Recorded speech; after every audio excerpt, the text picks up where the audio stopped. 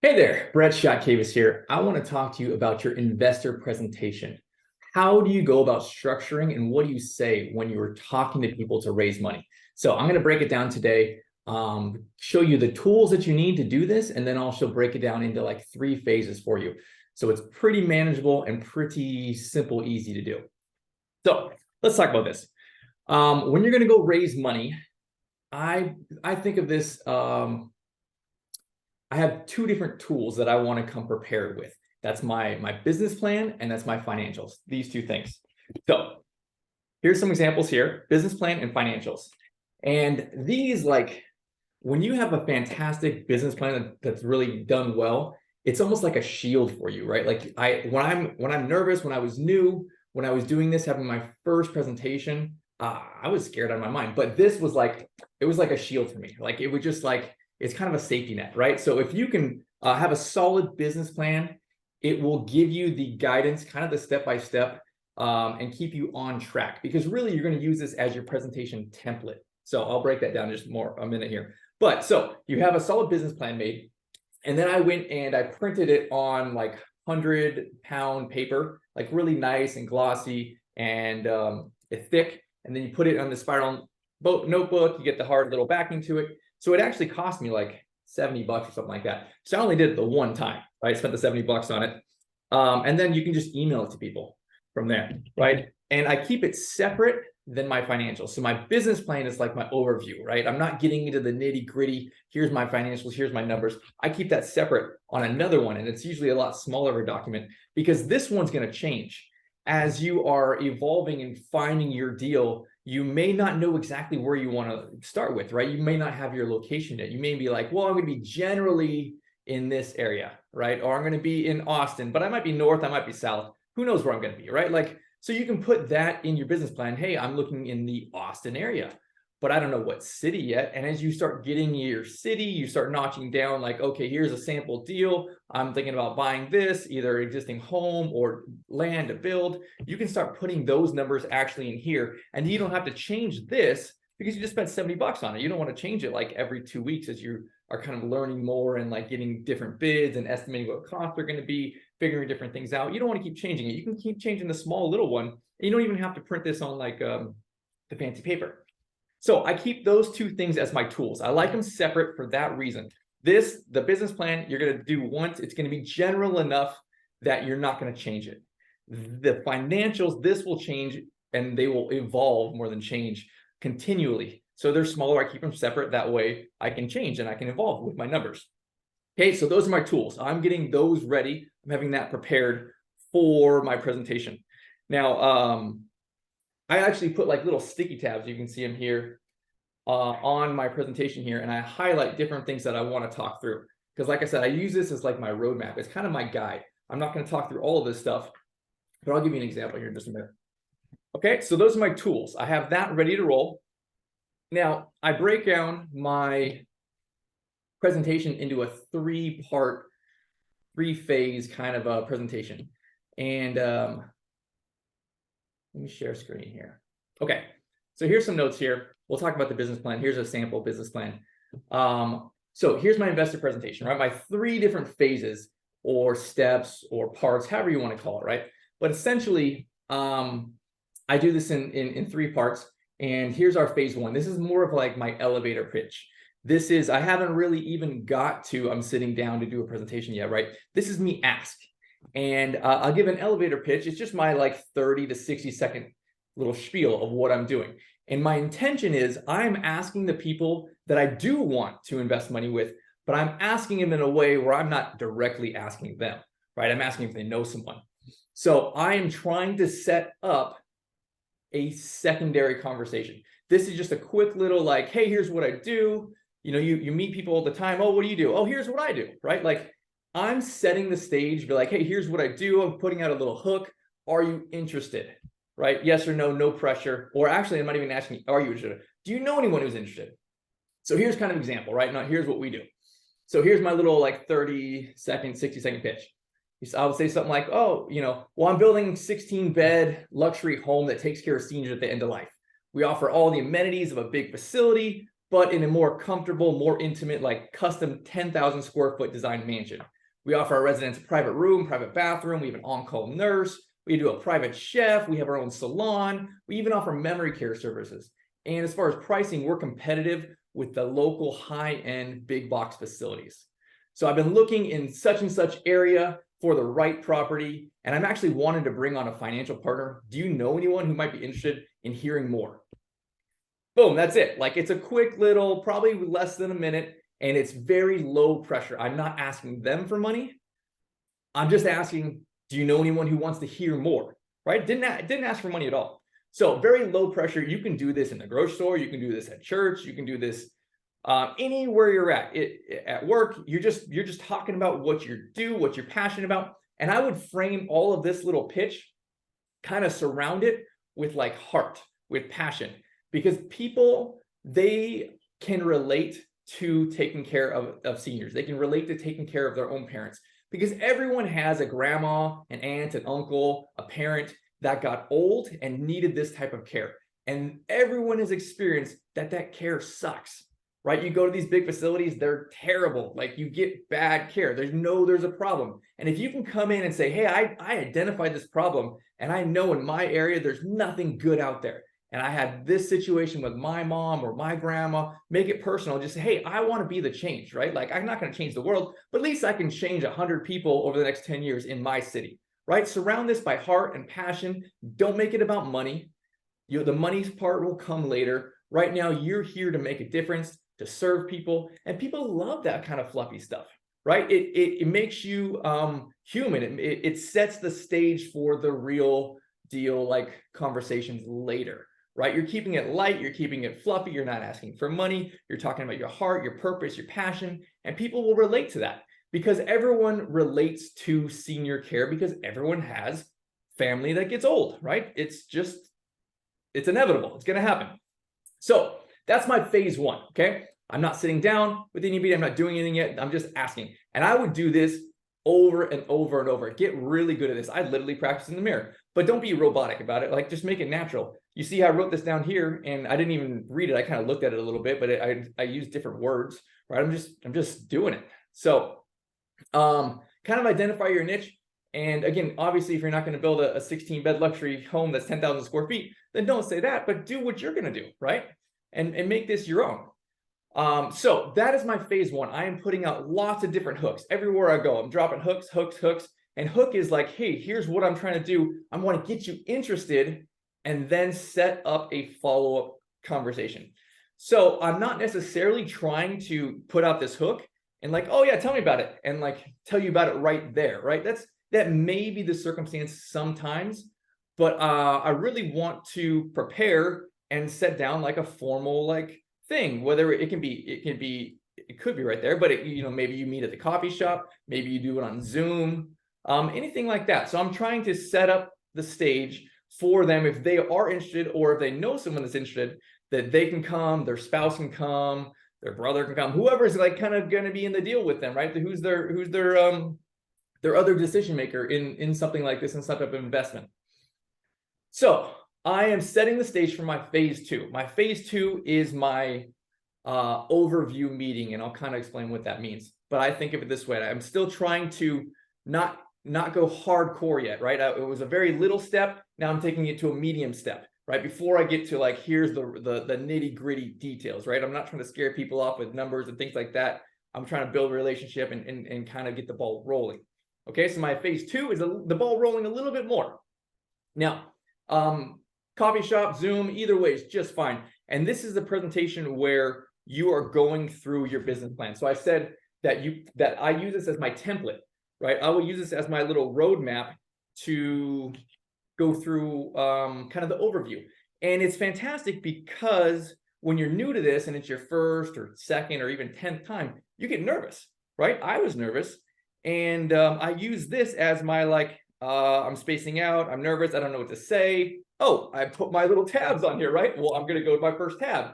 Oh yeah, it says, market opportunity. I'm going to talk about that. So here, and I'll kind of break this down a little more, but before I do that, I want to set the stage for this.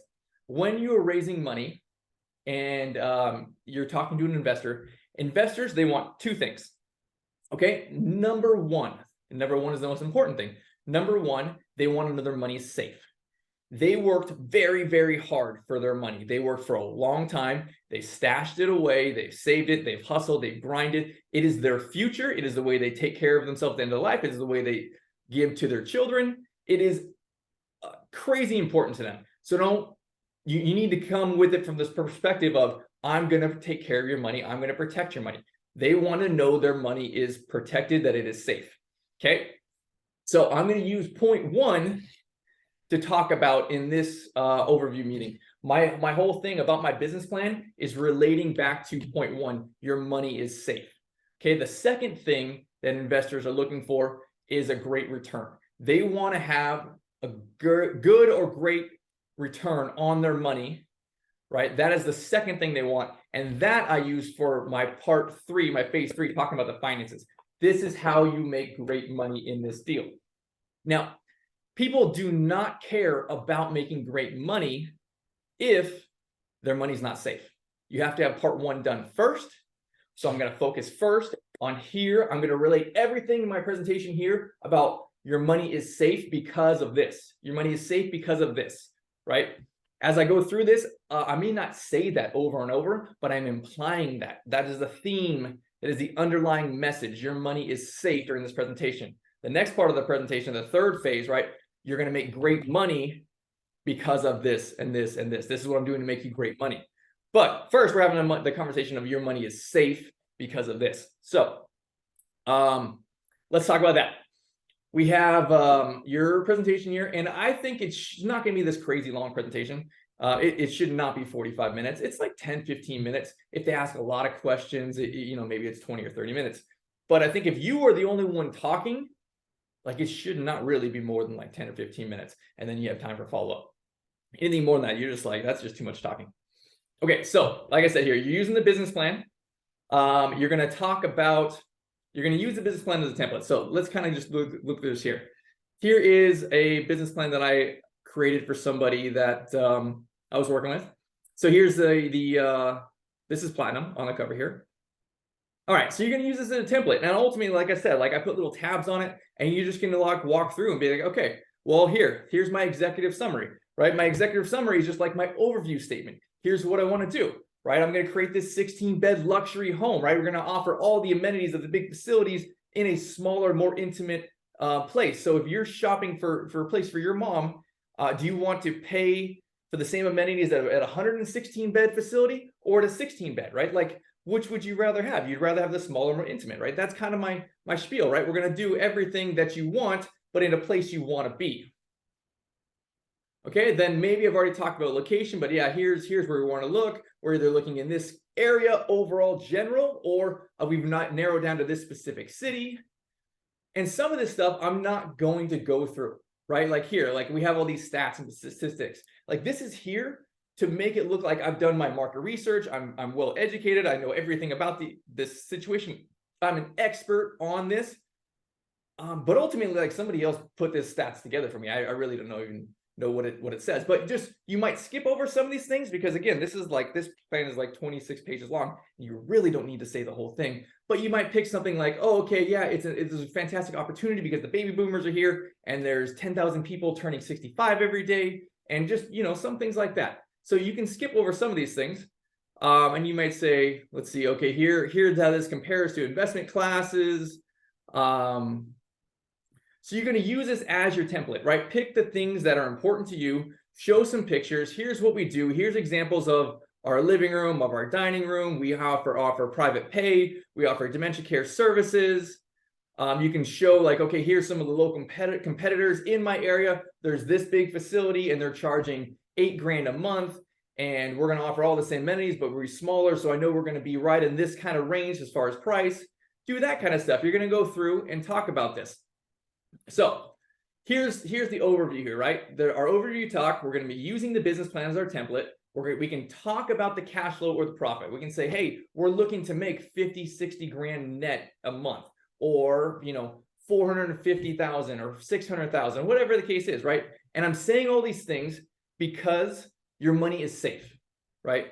Your money is safe because the baby boomers are here. Your money is safe because there's 10,000 people turning 65 every day. Your money is safe because of the statistics on my market area where I showed the population, I showed the income of the people here. I can show that they can afford this type of opportunity. I'm showing that my clients are not 75 driving around in a golf cart and in early retirement. My clients are 85, 90, 95 years old, and that's care that you cannot get away from. You have to have someone do it, and the daughter or family can do it for so long, and then they can't do it anymore, right? Or you have briefs and you have to have someone do that, or you need a 2-person transfer and you have to go to assisted living, or whatever the case may be. I'm showing that here is the opportunity, and it is unavoidable. It's not a niche, it's not a fad, it's not a pet rock, it's not going out of style next year. It is a forever opportunity.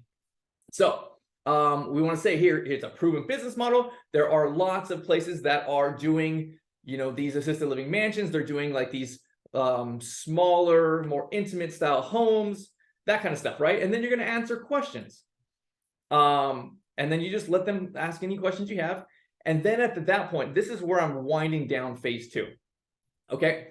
And then from there, I'm going to ask if they are interested in wanting to hear more. I'm not jumping into the details, right? I'm not saying yet, hey, here's what you can do. Here's how much money we want.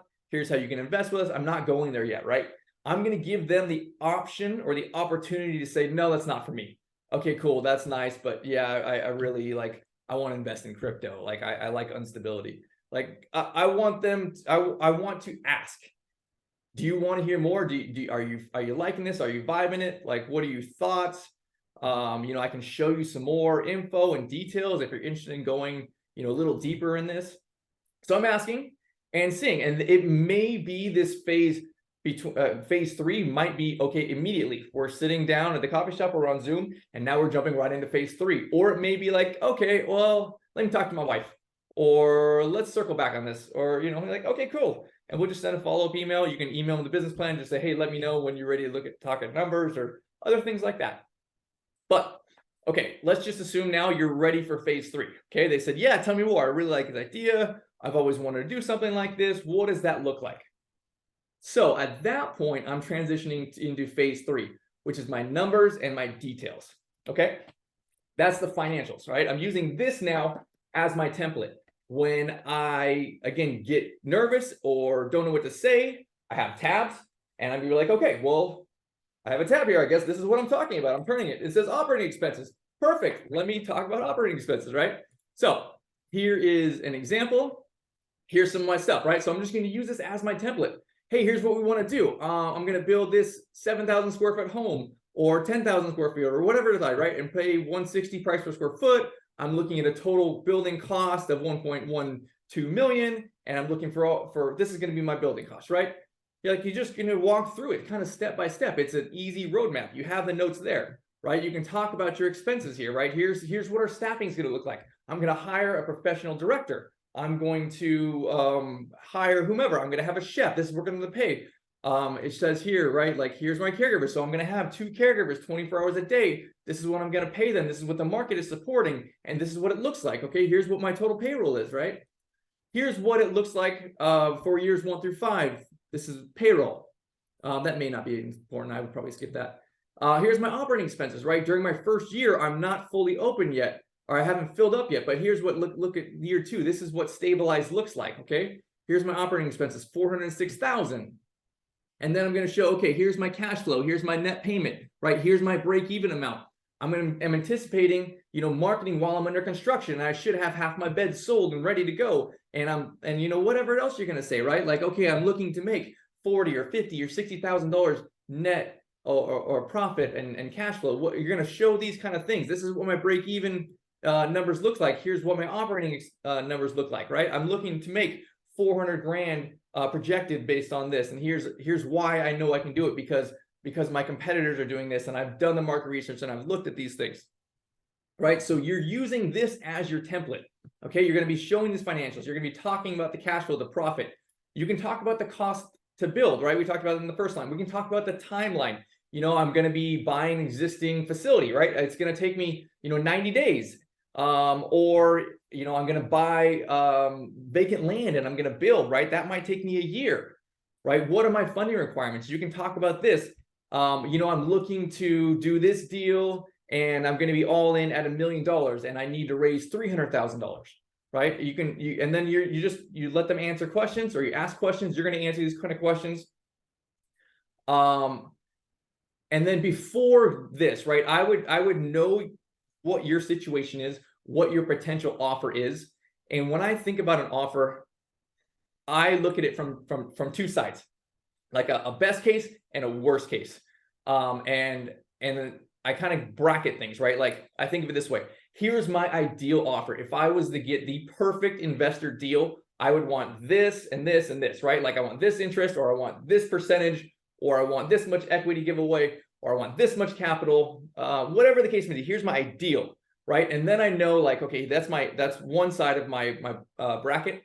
And then I know I want to find out my non-negotiables. I will not give up this much equity, or I will not pay this much interest, or I will not this. I know that is outside of my other bracket, right? So I have bracket here. I'm trying to find this bracket here. I want to identify what is outside the bracket and then bring it back in. Well, I could do that. Okay, worst case scenario, I would pay this much in interest, or I would do this much equity, or the lowest amount to raise, I would raise that as my lowest, right? Like here, you're kind of bracketing. So this kind of goes back to knowing your partnership offers. I have my best case offer, and I have, okay, yes, I would probably consider that strongly, and no, I would definitely not do that deal, right?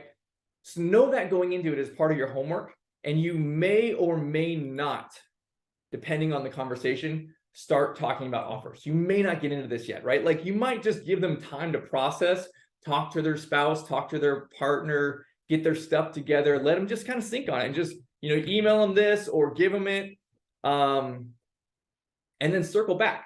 So at least like just be prepared to be able to talk in great detail about, okay, well, if I did want to work with you, how much money would you need? Well, I would need this, right? Because I already know, because I've talked to the bank and I'm looking at doing this, or I'm looking at doing a syndication, I need this, or whatever the case may be. What is your needs? And then again, determine. I would obviously just start with my best case offer. Like, hey, here's my ideal situation.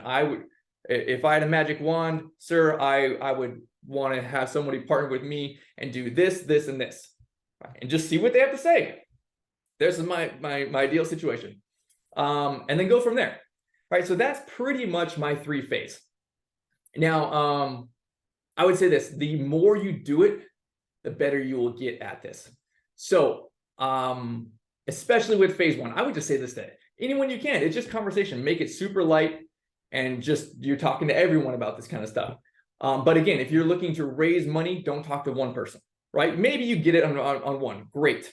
But I would still, if you need to raise, if you need money from 1 or 2 or 3 people, I would talk to 3 to 5 times that many people, just to make sure you can get the deal done. The more people you talk to, the faster you will get this deal done.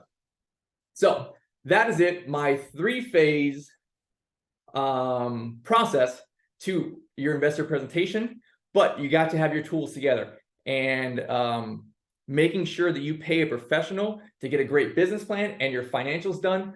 It makes you look like a rock star. You don't have to be a rock star. Like I was brand new, not knowing what the hell I was doing my first time, but I paid great money. I had somebody do this for me, and it made me look like I was an expert. And again, first time I was definitely not an expert, but no one knew that. So I would invest in a great business plan and financials.